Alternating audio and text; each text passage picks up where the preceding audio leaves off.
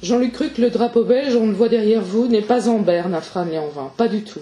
Non, non, il ne le sera pas parce que je pense qu'il ne faut pas, nonobstant le fait qu'il y a eu un événement extrêmement grave, il ne faut pas tomber dans ce que j'appellerais une forme de sinistrose.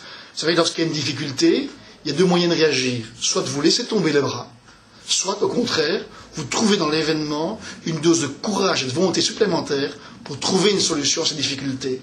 Et moi, sincèrement, ce qui dans ce problème me choque le plus, c'est pas une différence de point de vue entre des néerlandophones et des francophones. Il y a d'autres communautés dans le monde où ces différences peuvent exister, et c'est peut-être ça aussi la démocratie. Par contre, le fait que des partis flamands aient eu besoin et été rechercher des voix de l'extrême droite pour appuyer un vote de communauté contre une autre communauté, ça, croyez-moi, c'est quelque chose qui est inadmissible, inacceptable et qu'il faut dénoncer. Je plains sincèrement ceux qui ont voté en commission et qui ont voté cela de cette manière-là en commission. Je pense qu'ils s'en souviendront longtemps et j'espère pour eux, pour leur conscience, qu'ils le regretteront également.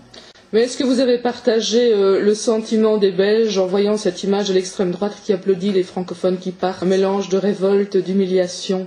Mais je pense qu'il y a d'abord aussi un sentiment de tristesse. Chez beaucoup de gens, il y a de la tristesse, il y a aussi de la peur, il ne faut pas le nier, par rapport à l'avenir de ce pays. Mais je dis, la peur n'évite pas le danger. Donc maintenant, ce qu'il faut faire, c'est se retrousser les manches. C'est réellement aller, et rapidement, comme le roi l'a dit, vers un gouvernement où les solutions économiques et sociales sont trouvées aux difficultés, pas seulement de ce pays, mais de ce pays dans l'Europe entière, dans le monde.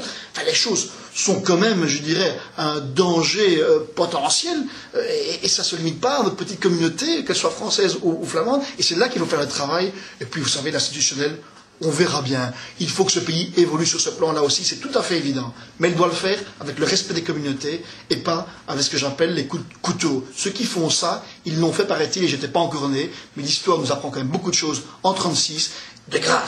De grâce, ne marchons jamais dans les mêmes fils que ces gens-là. Ça, ce sont ceux qu'il faut exclure et pas intégrer. On a senti les Belges fort atteints quand même dans la presse, sur les différentes télévisions. Quelles sont les raisons aujourd'hui de garder espoir et d'être optimiste?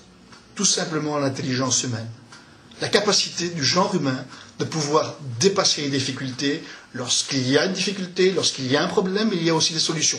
Mais ces solutions ne peuvent se trouver que dans un cadre pacifique, mais aussi dans un cadre de respect des uns et des autres. Et je pense que la grande leçon de cette crise, c'est ça. C'est que tout le monde maintenant demande ce respect, l'exige même, en disant nos différences doivent pouvoir être exprimées, mais nos différences doivent aussi pouvoir s'exprimer dans ce cadre bien défini de ce fameux consensus à la belge. C'est ça notre cadre, c'est ça notre carte de visite. Il n'y a pas de raison de perdre cela. Et je pense que finalement, ce bouleversement, ce tsunami quasiment que ce pays a senti venir, mais qui ne s'est pas abattu sur le pays, parce que, heureusement, Sa Majesté le Roi y a mis fin.